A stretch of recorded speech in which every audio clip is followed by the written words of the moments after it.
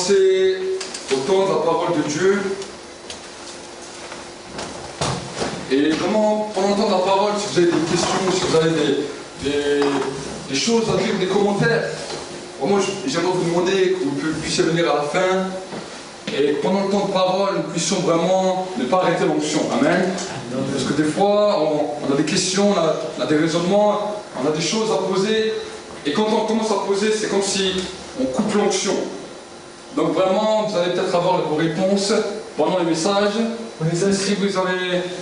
Mais si vous avez des choses à dire ou des choses à parler, venez à la fin du culte et on discutera à la fin. Amen. Mais vraiment, que vous ne coupez pas le temps de la prédication. Pour moi, c'est important. Quand Dieu parle, la Bible nous dit le cœur de l'homme écoute. Les hommes écoutent, la nature entière soupire après la révélation des fils de Dieu. Et c'est vraiment important. Amen. Nous allons prier pendant un instant pour le temps de la parole. Seigneur mon Dieu, mon roi, tu as dit dans ta parole, le ciel, la terre passera. Mais mes paroles resteront éternellement. Seigneur mon Dieu, mon roi, nous allons vivre ensemble un temps dans ta parole. Un temps dans lequel, Seigneur mon Dieu, mon roi, tu vas encore nous interpeller. Un temps, Seigneur mon Dieu, mon roi, où encore tu vas nous parler. Saint-Esprit, je te remercie pour ta présence pendant ce temps de louange encore. Pendant ce temps d'adoration où tu étais là. Et je te bénis pour ce temps de parole. Je te demande, Seigneur, que c'est toi qui accordes la compréhension, le savoir, Seigneur mon Dieu, mon roi, à ton peuple. Tu as dit, faute de connaissance, mon peuple périt. Maintenant, je commence à déclarer que c'est le temps de ta connaissance. Je détruis, je déstabilise toute œuvre de ténèbres. Je détruis tout ce que le diable voulait conspirer. Maintenant, Satan, je m'oppose à toi dans ce temps. Et je commence à déclarer la gloire de Dieu. Je commence à déclarer la victoire de Dieu pendant ce temps de parole. Et Seigneur mon Dieu, mon roi, je sais qu'encore tu vas accompagner cette parole par des signes, par des prodiges, par des miracles. Dans le nom de Jésus. Amen. Acclamons pour le Seigneur. Et vraiment, je vais vous encourager à ouvrir votre Bible. Dans le livre de Jean 3, verset 1er. Nous avons déjà bien vu ces derniers week-ends par rapport à ce verset, mais la Bible nous dit une profondeur appelle à une autre profondeur. Amen. Une révélation appelle à une autre révélation. La Bible nous dit, mais il y avait parmi les pharisiens un chef des Juifs nommé Nicodème. Il vint de nuit auprès de Jésus et lui dit, Rabbi, nous savons que tu es un docteur venu de la part de Dieu, car personne ne peut faire les miracles que tu fais si Dieu n'est avec lui. Jésus lui répondit, en vérité, je te le dis, si un homme ne naît de nouveau, il ne peut voir le royaume de Dieu. Nicodème lui dit, comment un homme peut-il naître quand il est vieux? Peut-il entrer une seconde fois dans le sein de sa mère et renaître? Jésus lui répondit, en vérité, je te le dis, si un homme ne naît d'eau et d'esprit, il ne peut entrer dans le royaume de Dieu. Amen. La dernière fois, nous avons vu tout ce qui était attrait à la nouvelle naissance. Nous avons vu ensemble combien il était important de percevoir. Parce que Nicodème, sa question est comment percevoir le royaume de Dieu. Comment pouvoir voir le royaume de Dieu. Amen. Ça, c'était la question que nous avons vue ensemble le week-end dernier ou le week-end d'avant. Je crois qu'il y a le week-end, donc il y a deux week-ends, on avait vu ça. On avait vu la question que Nicodème se posait. Que Nicodème se posait. Et Jésus lui a dit, voilà pour percevoir la dimension du royaume de Dieu. Il en est comme le vent, il vient d'un endroit, tu ne sais pas ni d'où il vient, ni où il va, et il va où il veut. Amen. C'est ce qu'il lui a dit. Il lui a dit, il est comme le vent. Il en est ainsi de quiconque est né de l'esprit. Il est comme le vent. Personne ne sait d'où il va, ni d'où il vient. Il en est ainsi de quiconque est né de l'esprit. Ça, c'était la première des dimensions. Ça, c'était la réponse que Jésus avait donnée à Nicodème par rapport à sa pensée, par rapport à sa question. Mais maintenant, nous allons voir ce que Jésus voulait dire par la nouvelle naissance. Regardez ce que la Bible nous dit. Alors cette semaine, alors que j'étais dans le camion, le Seigneur m'a vraiment parlé par rapport à ça. Regardez ce qu'il nous dit. Dans le verset 5, Jésus lui répondit, en vérité, je te le dis, si un homme naît d'eau et d'esprit, il ne peut entrer dans le royaume de Dieu. La perception pour Nicodème était de voir le royaume de Dieu. Jésus va commencer à l'interpeller. Il dit, Nicodème, tu as une révélation, tu veux voir le royaume de Dieu, c'est bien. Mais moi, je ne te demande pas simplement de voir. La dimension que j'ai pour toi est une dimension pour entrer dans le royaume de Dieu. Pour entrer dans le ciel. Et regardez ce qu'il nous dit.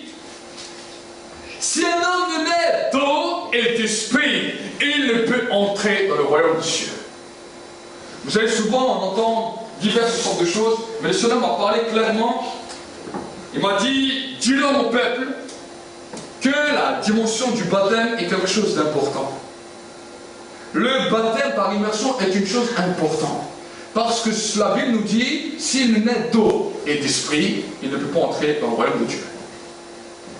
Ce n'est pas un homme qui l'a dit, ce n'est pas une doctrine, ce n'est pas pour faire plaisir que je vous dis, c'est les paroles même de Jésus, les paroles du Messie qui ont dit cela. Si un homme naît d'eau et d'esprit, il ne peut même pas entrer dans le royaume de Dieu. Amen. Et alors que je suis en train de rouler, le Seigneur a commencé à me parler, il m'a dit, mais est-ce que tu sais pourquoi c'est important? Pourquoi c'est important de naître d'eau et d'esprit? Alors j'étais comme ça, j'étais en train de rouler, et je ne sais pas où le Seigneur voulait en venir. J'ai dit au Seigneur, écoute, je ne sais pas. Je ne sais pas pourquoi tu me poses cette question, mais je ne sais pas ta réponse, je préfère entendre ce que tu veux me dire. Alors le Seigneur a commencé à parler, il m'a dit, tu sais, l'eau est le symbole de la vie. Amen. Il m'a dit, l'eau est le symbole de la vie. Il a dit, et quand un homme commence à être plongé dans l'eau, quelque chose va se passer. Son corps est déjà glorifié. Est-ce que vous savez? Pourquoi? Parce que nous allons dans les eaux, dans la mort et la résurrection en Jésus-Christ. Pourquoi? Parce qu'à ce moment-là, la Bible nous dit quand Jésus était ressuscité, il a été glorifié. Amen. Pourquoi nous pouvons dire une dimension de l'esprit après avoir passé dans l'eau? Pourquoi? Parce que notre corps a été glorifié. Et le Seigneur a commencé à me parler. Il m'a dit, voilà pourquoi si une personne ne naît pas d'eau et d'esprit, il ne peut pas entrer dans le royaume de Dieu. Parce que seuls ceux et celles qui sont glorifiés, avec un corps glorifié, pourront entrer dans le ciel. Amen. Et c'est pour cela que l'apôtre Paul, alors qu'il parlait, il dira, vous êtes le temple du Saint-Esprit parce que votre corps a été glorifié. Amen. Si tu as été baptisé dans l'eau, baptisé dans l'esprit, oui, bien sûr, les guérisons et les miracles sont pour tout le monde. Mais si tu as été baptisé, alors, d'autant plus, les miracles et les guérisons sont pour toi. Amen. Le Seigneur m'a parlé de quelque chose. Il m'a dit, il y en a certains qui veulent seulement se faire baptiser avec une petite aspersion sur la tête. Et le corps, il va rester en dehors de l'eau. Il a dit, c'est pour cela qu'ils ont toujours la pensée du ciel, mais leur corps est loin. Amen. Amen. La Bible nous dit, nous sommes le temple du Saint-Esprit. Et la Bible nous dit, celui qui détruit ce temple, je le détruirai.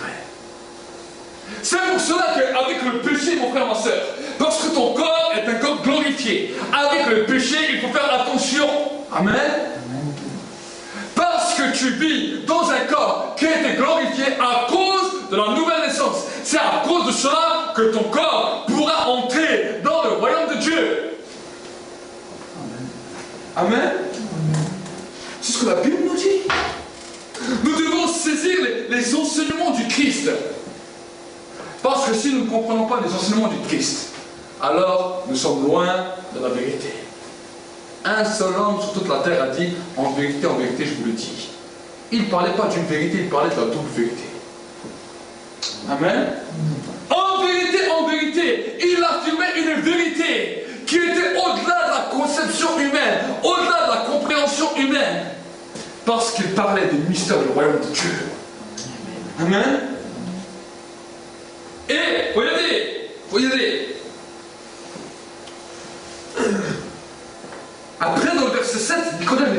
étonné.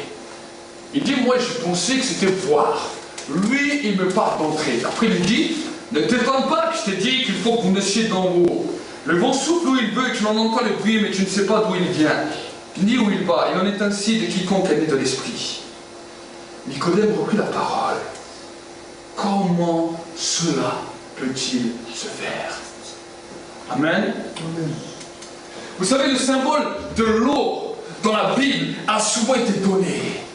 Parce que l'eau est le symbole de la vie. Amen. Amen. Premièrement, nous sommes baptisés dans l'eau et baptisés dans l'esprit. Pourquoi? Pour que nous puissions avoir part à cette vie nouvelle. Mais ensuite, cette vie nouvelle, c'est à nous de pouvoir l'entretenir. C'est beau quand nous venons à l'église, que ce soit le vendredi ou le dimanche, pour louer et adorer, la présence de Dieu nous renouvelle, nous fortifie. Nous sommes bien, on aimerait que ça dure éternellement. Mais celui que tu rentres chez toi, tu vas dormir. Le lendemain matin, tu dis, mais où était cette présence? Comment se fait-il que là-bas, j'étais tellement bien? Et maintenant, c'est au niveau de mes pensées, c'est au niveau de mes tracas, c'est au niveau de mes soucis. L'apôtre Paul nous encourage là dans la Bible, il a dit, soyez transformés par le renouvellement de l'intelligence. Amen.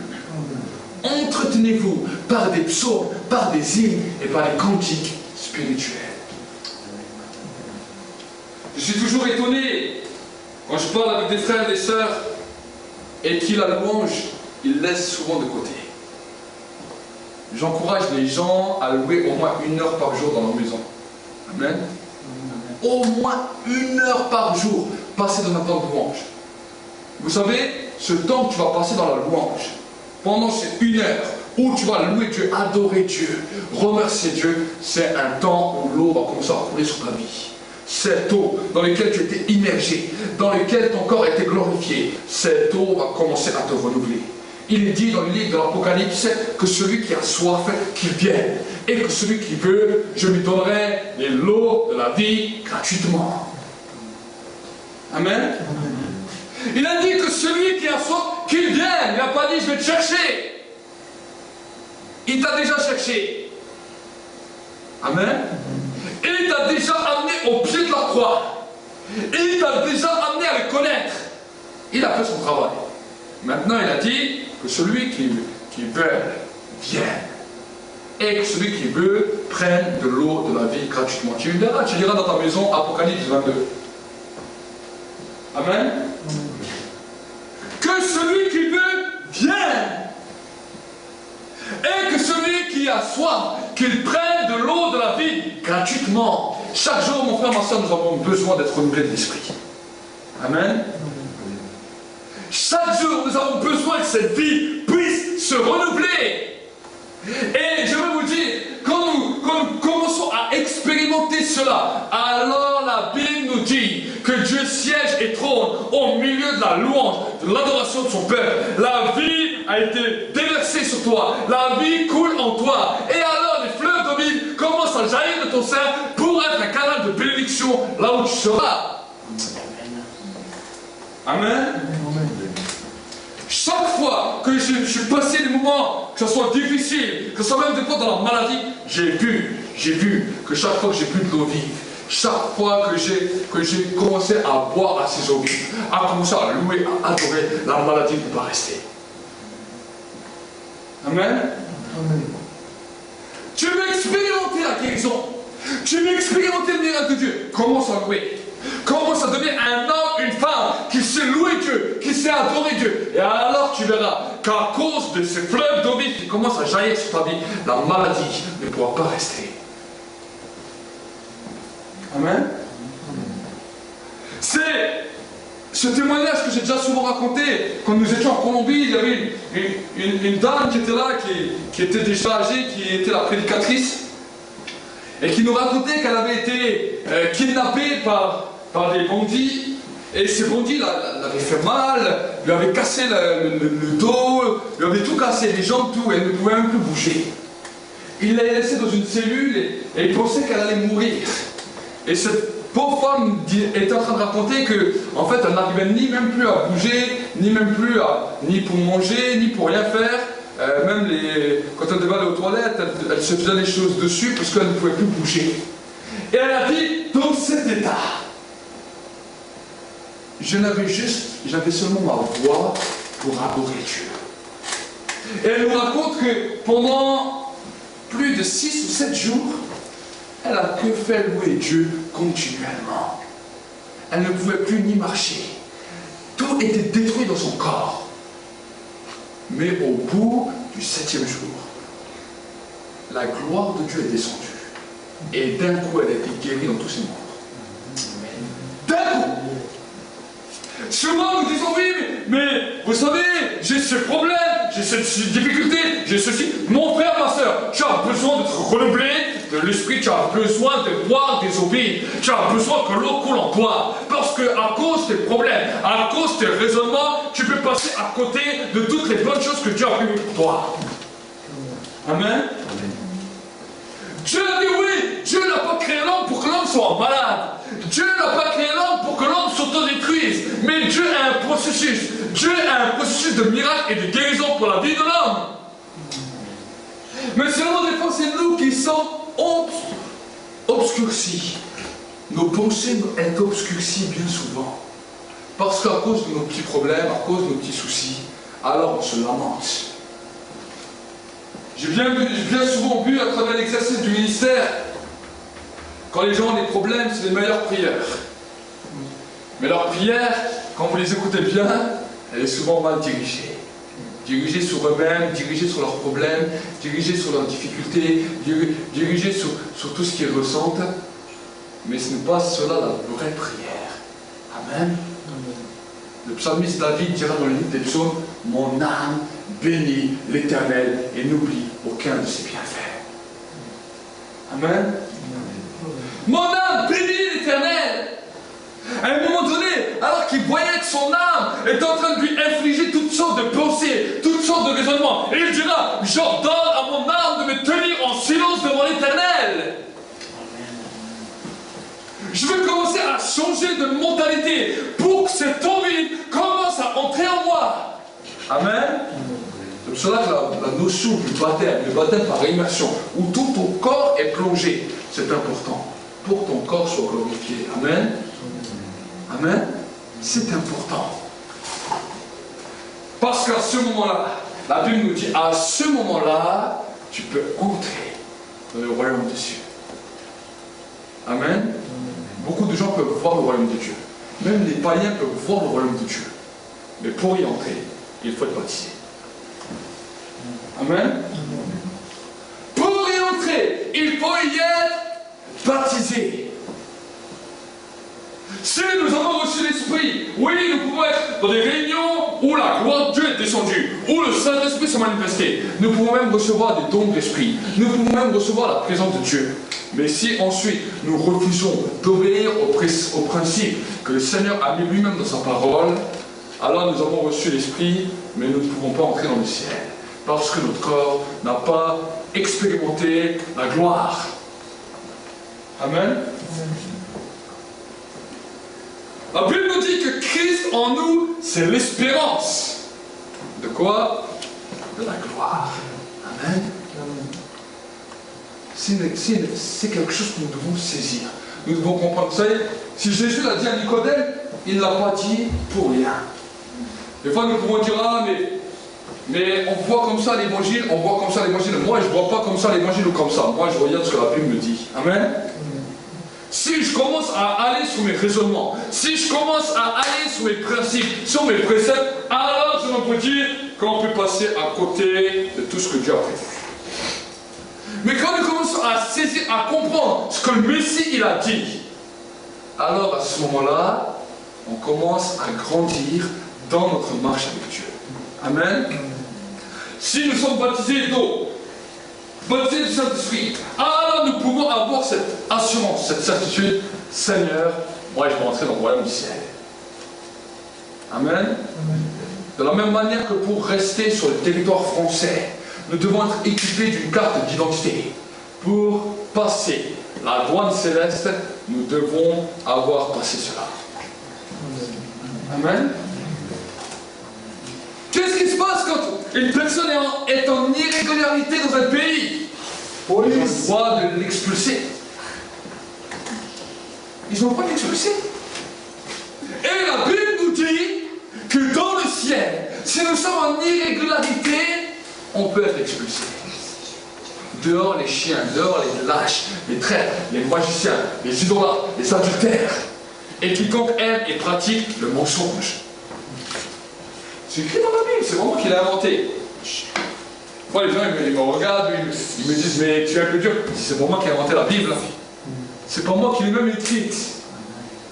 C'est le Seigneur, c'est des hommes qui ont été inspirés par le Saint-Esprit qui ont écrit la parole. Amen. Il y aura même un jour des gens qui viendront et diront, mais Seigneur, on a chassé des démons. Seigneur, nous avons prophétisé en ton nom. Seigneur, nous avons fait des grandes choses. La Bible nous dit, ils vont être réjectés. Ils vont dire, le Seigneur leur dira en ce jour-là, retirez-vous de moi, je ne vous connais pas, homme qui commettait le péché, homme qui commettait l'iniquité. Le ciel, maintenant, vous devez débarrasser le plancher. En gros, ça veut dire ça. Pourquoi? Parce que c'est des hommes qui ont expérimenté des dons, des grâces de Dieu sur terre. Ils ont expérimenté une vie de l'esprit, mais ils n'ont pas compris le message de Dieu. Amen. Le message de Dieu, la parole de Dieu, c'est ça qui nous fait vivre. Est-ce que c'est ici? Toutes les autres choses sont des belles choses, mais ce qui nous fait vivre, c'est la parole de Dieu.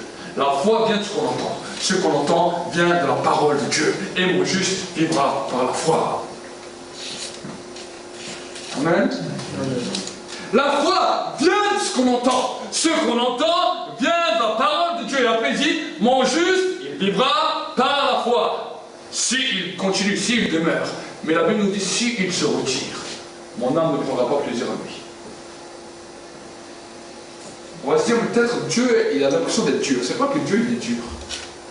Dieu, il a donné tout son amour. Il a donné son Fils. Il a donné tout ce qu'il avait pour l'humanité.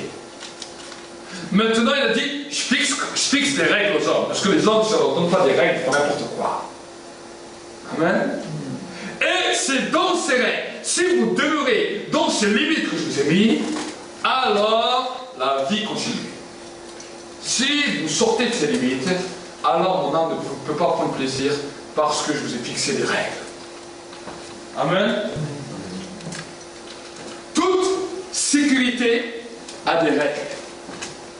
Peu importe le sport le plus extrême que vous voulez faire, si vous sortez de la sécurité, alors ça peut être dangereux pour vos vies. Regardez, ceux qui font du ski, ceux qui font du hors-piste, souvent, leur vie, ils en compatissent. Et pourtant, c'est quelque chose que les hommes ils ont inventé. On pourrait dire, ah, les hommes qui ont inventé ces règles, ils sont bêtes, ils sont méchants. C'est pas une question qu'ils sont méchants. Ils savent que si tu sors de ces limites, ta vie peut en compatir. Amen. De la même manière, avec Dieu, c'est pareil. Dieu sait qu'il y a certaines limites qu'il nous met pour notre bien. Parce qu'il sait que si on sort de ces limites, il y a peut-être un gouffre à côté de ces limites. Il y a quelque chose de mauvais à côté de ces limites qui peut nous détruire. Amen. Et la plus belle des limites qu'il nous a données, c'est la foi. Amen. La foi, c'est obéir à ce qu'il nous dit. Quand nous sortons de cette obéissance, il dit ok. Il dit mais je ne peux pas prendre plaisir à toi. Parce que je t'ai averti. Amen.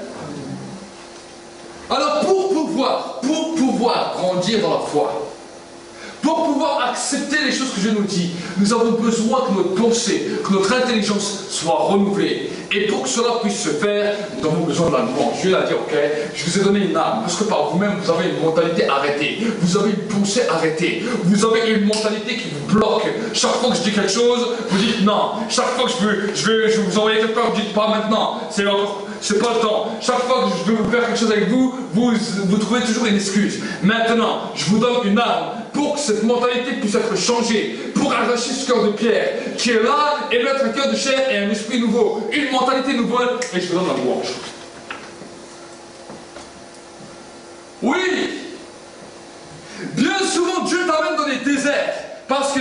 apprendre à adorer. Des fois, tu dis, mais pourquoi je vis ça dans ma vie? Pourquoi je vis telle et telle situation? Mon ami, bénis le Seigneur pour ta situation. Parce que c'est dans cette situation que Dieu veut t'apprendre à l'adorer. Amen. Peu importe. Vous savez, la Bible nous dit, les Israélites, ils étaient tenus en esclavage pendant 430 ans. Dieu est venu, il a manifesté sa gloire. Le Pharaon, il a vu les miracles de Dieu. Il a été frappé par toutes les plaies d'Égypte. Nous connaissons ces histoires. Mais la Bible nous dit, une fois qu'ils sont sortis, là ils chantaient les louanges. Après ils ont vu la mer rouge s'ouvrir. Et ils ont dit, waouh, nous avons un Dieu merveilleux. Nous l'adorons, nous le bénissons. Ils ont dit, la Bible nous dit que tout le peuple a chanté. Mais quand ils sont arrivés dans le désert, ils ont pleuré.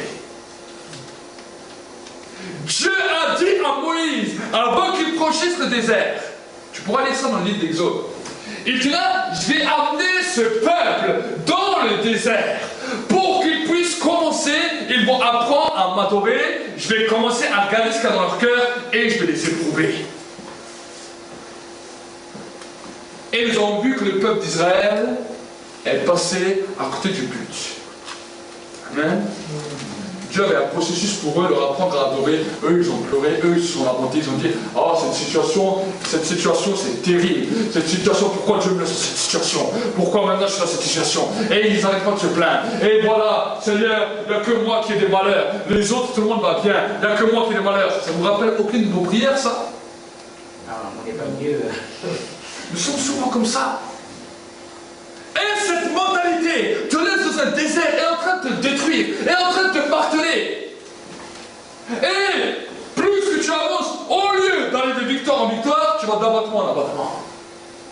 J'ai entendu des gens qui m'ont dit, mais depuis que je suis chrétien, c'est pire qu'avant. Je dis, c'est pas une question de pire, c'est parce que tu n'as pas pris l'arbre que Dieu t'a donné. Amen. La louange sera toujours sur mes lèvres. Le psalmiste David, il était poursuivi. D'abord, il a combattu contre l'ours, il a combattu contre le lion. Après, il a abattu Goliath. Mais c'est là où les plus grands problèmes ont commencé. Il n'avait plus un Goliath à abattre, il n'avait ni un loup, ni un lion. Il avait une armée à fuir. Il avait un roi et une armée qu'il devait fuir. Est-ce que vous saisissez? Et là, à ce moment-là, alors qu'il était pris de toutes parts, il devait se cacher dans les grottes, il ne savait même plus de fois comment manger. Il dit, la louange s'éloignera jamais de mes lèvres, mais mon âme bénira l'Éternel. Amen. Joseph, il allait jusqu'en prison, et encore en prison, il bénissait l'Éternel, il louait Dieu, et Dieu l'a fait passer de prisonnier à ministre. Amen. Nous ne connaissons pas toutes les directions de nos vies. Mais nous savons une chose, si nous commençons seulement à louer, qu'est-ce qui te retient pour louer 1 heure par jour? De dire, voilà, Seigneur, je vais passer 1 heure sur moi à chanter, peu importe mes problèmes, peu importe mes difficultés.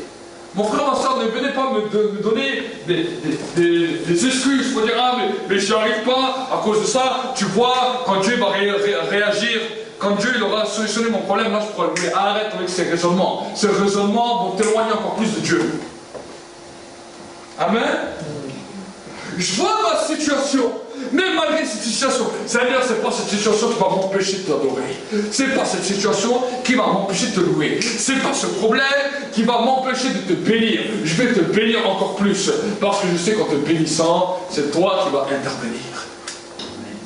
Amen. Celui qui a soif, qui vient.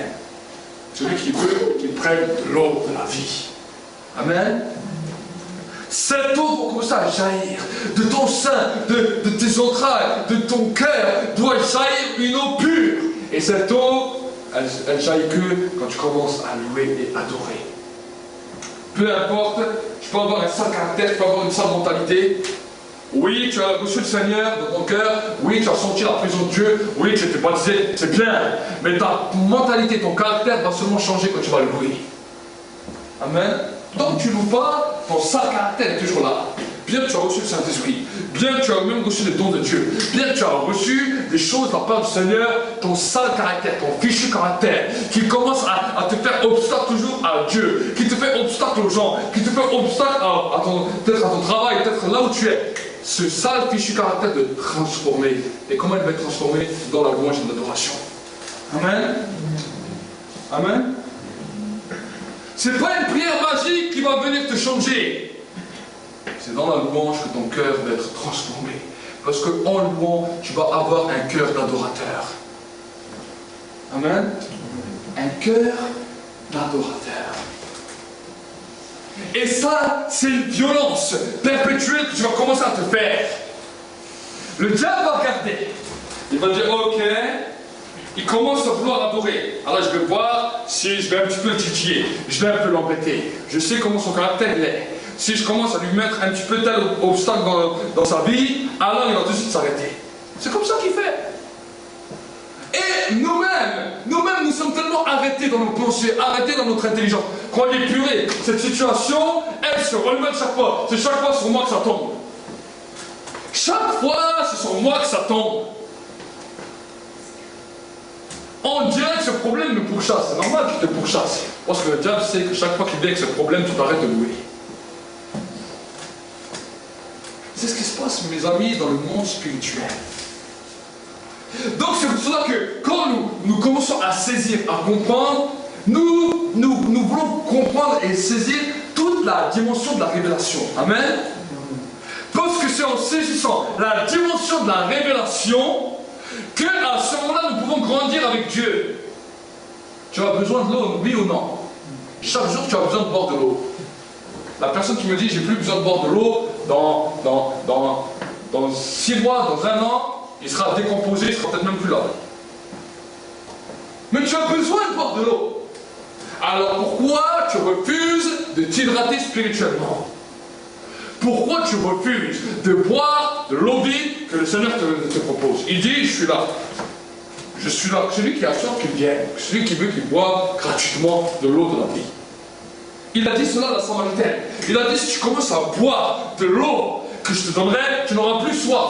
Oui, mon frère, ma soeur, tu as la soif du péché, tu as la soif de la colère, tu as la soif de la nervosité, tu as la soif de la rancœur. Tu as des choses qui commencent à bouillir en toi. Il y a des choses qui commencent à te résonner. Il y a des choses qui commencent à te secouer. Tu te sens attiré par le péché, par toutes sortes de choses. Pourquoi? Parce que tu bois à des eaux amères. Tu ne bois pas à une source qui te communique la vie. Tu ne bois pas dans la louange, dans l'adoration. Tu bois dans la lamentation. Tu bois dans les gémissements. Tu bois dans le regret. Tu regrettes ta vie d'avant. Tu regrettes ta vie d'il y a 5 ans, il y a 10 ans. Tu dis, ah là-bas je vivais bien. Comme les Israélites, au désert. Quand nous étions en Égypte, alors que nous étions des esclaves, nous mangions des melons. Oui, tu manges des melons, mais tu avais une grosse chaîne à tes pieds. Tu manges des melons, mais tu avais des coups de fouet. Peut-être ta vie, il y a 10 ans, tu dis, elle était mieux que maintenant. Oui, tu vois ça comme ça de tes yeux. Mais souviens-toi le désespoir dans lequel tu étais. Tu étais sans Dieu. Tu ne connaissais même pas Dieu. Tu étais loin de Dieu. Tu vivais dans les vices. Tu vivais dans toutes sortes de choses. Et cela te détruisait. Et là, tu commences à crier. Tu dis, mais j'aimerais bien que quelqu'un me sorte de là. Quand tu t'es sorti de là, 10 ans après, tu regrettes cette vie dans laquelle tu étais malheureux. Je ne comprends pas. Amen. C'est nous qui devons accepter. Dieu, je ne vis plus pour moi-même. Je ne vis plus pour mes raisonnements. Mais je vis pour Dieu. Et parce que je vis pour Dieu, je vais commencer à le louer et à l'adorer. C'est la première des choses à faire dans ma vie chaque jour. Que je suis content, que je ne suis pas content, ça ne me regarde pas. Mon caractère doit changer. Ma mentalité doit changer. J'ordonne à mon âme de bénir le Seigneur. Je commence à ordonner à mon âme, à mon corps de bénir le Seigneur. J'ordonne à ma pensée de bénir Dieu. Parce que si je ne bénis pas Dieu, ma mentalité va commencer à me détruire. Je vais vous le dire, chaque fois que je passe par là, souvent, peu importe le problème que vous avez devant moi, il ne résiste pas quand on a cette mentalité. Ça ne résiste pas. Peu importe le problème, peu importe la maladie, peu importe la situation, ça ne résiste pas. La chose qui résiste, ce sont nos pensées. Amen. Quand ces pensées sont changées, il n'y a plus rien qui résiste. Selon ce qui est écrit, tout est possible à celui qui croit. Ce qui résiste, c'est nos pensées, nos mentalités, nos raisonnements, qui sont en train de nous détruire, qui sont en train de nous marteler, qui sont en train de nous éloigner de Dieu. Mais quand cela est changé, tout est possible à celui qui croit. Tout. L'impossible devient possible dans le nom de Jésus. À cause d'une chose. Parce que ma pensée a été changée. Mon raisonnement a été changé. C'est pour cela que l'apôtre Paul a dit, soyez transformés par le renouvellement de l'intelligence et apprenez à discerner ce qui est bon, ce qui est agréable et ce qui est parfait. Ce qui procurera de la paix pour vos âmes. De la paix pour vos âmes. Vos âmes sont martelées. Vos âmes sont agressées. Agressées par tes propres pensées, agressées par les choses de ce monde, agressées par les problèmes, agressées par les situations. Maintenant, tu vas commencer à discerner ce qui est bon, ce qui est agréable, ce qui est parfait. Qu'est-ce qui est bon? La louange. Qu'est-ce qui est agréable? L'adoration. Et qu'est-ce qui est parfait? L'amour que je donne à mon Dieu. Amen. Ça va donner de la paix à ton âme. C'est ça que tu ressens quand nous sommes dans l'église, en train de louer, d'adorer. Il y a un moment donné où ton cœur s'ouvre, où tu as l'impression que tous les problèmes sont disparus. C'est cela. Tu as bu. Et cette boisson que tu as bu t'a fait du bien. Amen. D'autres cherchent des boissons alcoolisées. Oh, si je bois cette boisson, peu importe le problème, je ne pense plus à rien. Mais oui, mais ils cherchent quelque chose. Ils cherchent quelque chose pour les amener dans une dimension dans laquelle ils ne vont plus penser, ils ne vont plus se soucier de leurs problèmes. L'homme cherche là, mais c'est Dieu qui a la vraie solution. Amen. Nous allons prier pendant un instant. Et pendant ce temps que nous allons prier, vraiment, mon frère, ma soeur, j'aimerais t'encourager ce soir encore.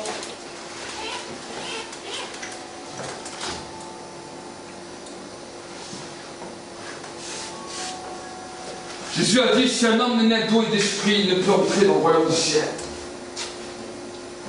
Si tu n'es pas encore né d'eau et d'esprit, alors je t'encourage vraiment à faire toutes les démarches nécessaires pour remplir cette mission d'être baptisé dans l'eau par immersion. Et ensuite, te repentir et recevoir le don du Saint-Esprit.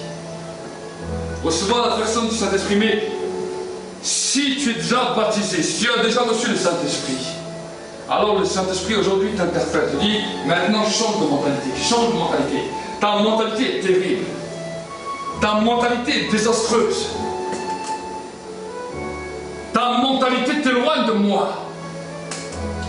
Mais ce soir, si tu entends ma voix, n'endurcis pas ton cœur, comme les Israélites ont endurci leur cœur aux eaux de Mériba. Ce soir, c'est un jour de grâce.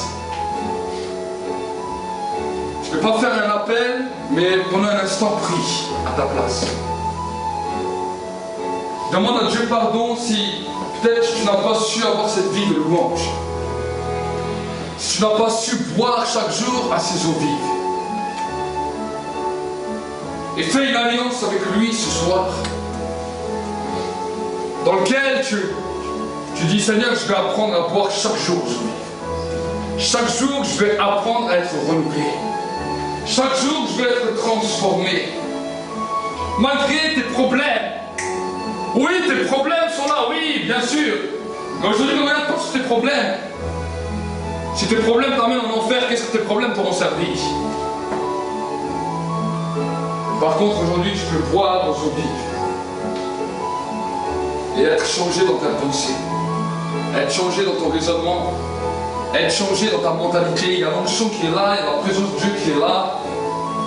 Le Saint-Esprit est là maintenant. Il est en train de secouer les choses dans ton cœur. Il y a des choses qui sont en train d'être secouées, il y a des choses qui sont en train d'être remuées. Il y a peut-être des incompréhensions, des points d'interrogation. Mais maintenant, ce n'est pas une question de point d'interrogation. Maintenant, c'est qu'est-ce que tu veux faire pour que ta vie change. Qu'est-ce que tu veux faire pour que ton futur va changer.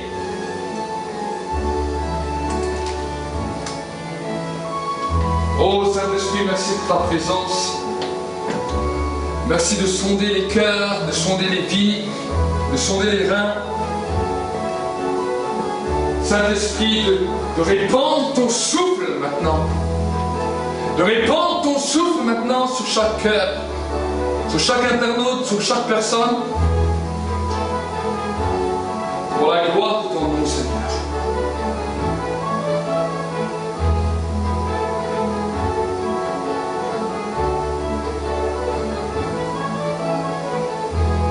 Merci Seigneur pour ta présence. Merci Seigneur pour ta vie. Seigneur, que le repos vienne dans leur vie, dans leur cœur. Et que Seigneur, l'Église puisse grandir semaine après semaine dans un renouvellement de l'intelligence. Il y a des nouvelles émotions, Seigneur, pour ton peuple. Il y a des nouveaux horizons pour ton peuple. Et nous ne voulons pas passer à côté, mais nous voulons, Seigneur, être attentifs. Nous voulons savoir être interpellés. Et nous voulons être des hommes, des femmes obéissants. Seigneur, je bénis chaque frère, je bénis chaque sœur. Que cette interpellation continue dans leur maison, que jour après jour, ils puissent se rappeler. Je dois boire. Je dois boire. Seigneur, ta paix, ta bénédiction, ta grâce repose sur chacun d'entre nous et nous raccompagne dans nos demeures. Dans le nom de Jésus. Amen.